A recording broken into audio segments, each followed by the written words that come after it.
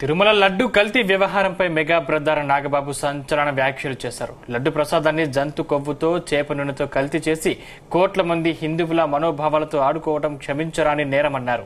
శ్రీవారి లడ్డు ప్రసాదాన్ని కల్తీ చేసి 4 రాళ్లు మిగుల్చుకోవాలన్న ఉద్దేశంతో జంతు కొవ్వును కలిపిన నెయ్యిని వాడటాన్ని క్షమించరాని నేరంగా నాగబాబు తెలిపారు. పాపం చేసి కోట్లు కూడగట్టుకున్నాం అనుకున్నారు కానీ కోట్ల మంది హిందువుల గోడు కూడగట్టుకున్నారని ట్విట్టర్ ద్వారా అభిప్రాయపడ్డారు.